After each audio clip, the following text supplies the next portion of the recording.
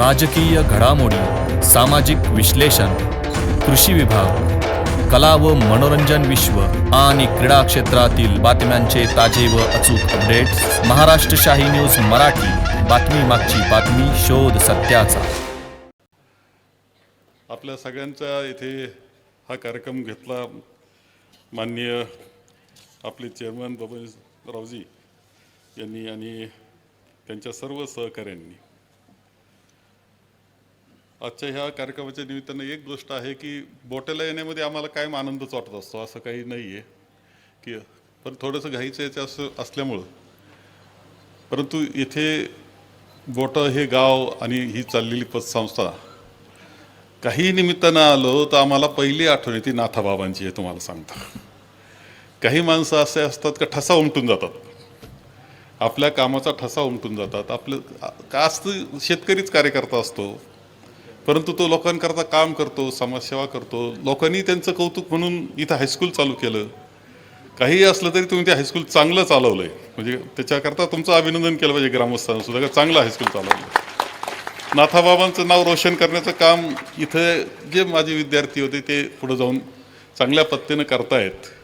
आणि म्हणूनच आजच्या ह्या सगळ्या याच्यामध्ये नाथाबाबांना विनम्र अभिवादन करणं हे मला कर्तव्य वाटतं आणि त्या पद्धतीनं मी ते अभिवादन करतो आहे.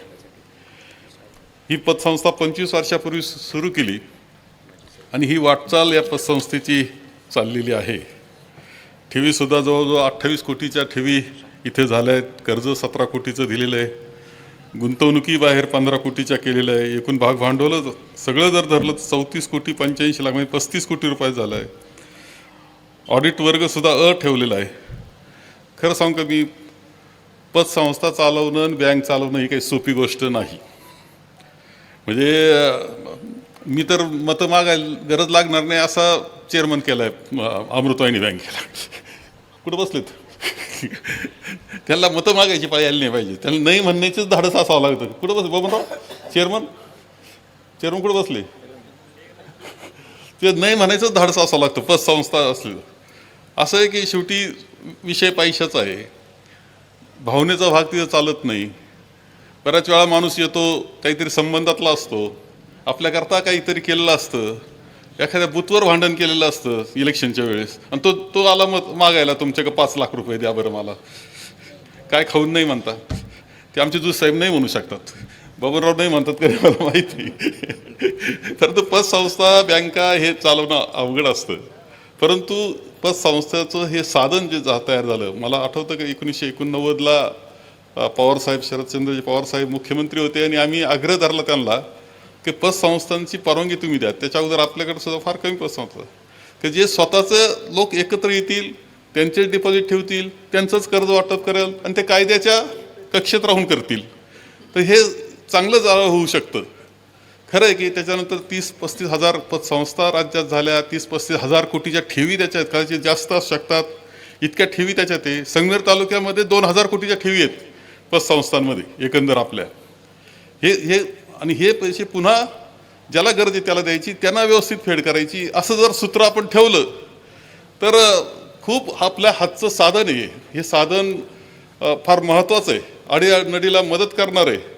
फक्त ते जपण्याचं काम जसं संचालक मंडळाचं आहे, तेव्हा संचालक, मॅनेजर, अधिकारी, पतसंस्थांचं आपलं मोठं जाळ आहे. पण काही घोटाळे झाले आमच्याकडे बी, तिकडं झाले खाली, इकडं नाही कोणी होत. तुम्ही काळजी घेणार आहेत, पण झाले, हे खरं आहे ना. कुठंतरी काहीतरी होतं. एक त्या संचालक मंडळानं सुद्धा पूर्ण काळजी घेतली पाहिजे की आपल्या हातून काही चूक नाही झाली पाहिजे.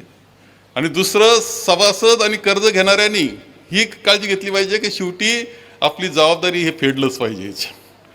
या दोन्ही गोष्टी ज्यावेळेस चालतात त्यावेळेस हे साधन खूप चांगल्या पद्धतीनं मदत करत असतं आणि त्या मदतीतून समृद्धी येण्यामध्ये सुद्धा मदत होत असते. अनेक अडीनडीला ते उपयोगाला येतं आपलं, आणि म्हणून जपण्याचं काम सुद्धा केलं पाहिजे. बबनरावजी आपले आणि आपल्या सगळ्या सहकाऱ्यांचं खूप अभिनंदन मी करतो का तुम्ही एवढं मोठं चांगल्या वर्ग कायम ठेवलेला आहे. आणि चांगल्या पद्धतीनं संस्थेच्या सभासदांचा अपघात विमा आहे का, 3 लाखाचा अपघात विमा केलेला आहे.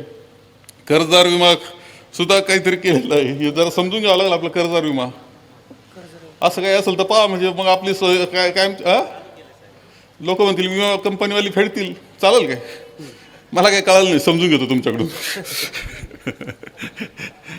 म्हणजे कर्ज जर काही अपघात झाला तर का? हां हां हां, मला वाटलं, मला ते लक्षात नाही आलं. म्हणलं मला वाटलं नाही फेडलं का मिळतं असं काही.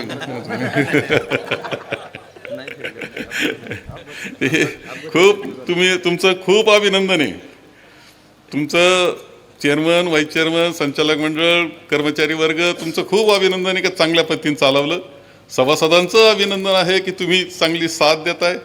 पुढच्या काळातही एकत्र पद्धतीने हे साधन खूप चांगल्या पद्धतीनं पुढच्या काळासाठी तुम्ही जपावं याच्याकरता मी आणि वाढवावं याकरता मी शुभेच्छा देतो. माझे 2 शब्द संपवतो आणि मला जाण्याची परवानगी आपल्या. गेली 40 वर्षांपासून ग्राहकांच्या सेवेत असलेले विजय ग्रुपचे pure veg Jammu Kashmir Chaudhary Dhaba and family restaurant गौरव चवीचा स्वाद महाराष्ट्राचा आमची वैशिष्ट्ये निसर्गाच्या सानिध्यात शुद्ध शाकाहारी जेवणाची उत्तम सोय सर्वोत्कृष्ट स्वच्छता जल सर्व्हिस सुसज्ज किचन हॉल फॅमिलीसाठी स्वतंत्र बसण्याची व्यवस्था पार्टी हॉल बर्थडे हॉल महिला पुरुषांसाठी स्वतंत्र स्वच्छतागृह प्रवासी ड्रायव्हरसाठी स्नानगृह वाहनांसाठी सुसज्ज पार्किंग व्यवस्था आमच्या शाखा मोशी मनसर कळंब बोटा माळवाडी आमचा पत्ता पुणे नाशिक राष्ट्रीय महामार्गावरील माळवाडी बोटा तालुका संगमनेर जिल्हा अहिल्यानगर संपर्क क्रमांक 95 96 64 56 86 आणि 60 06 82 24 02. महाराष्ट्र शाही न्यूज मराठी, बातमी मागची बातमी, शोध सत्याचा.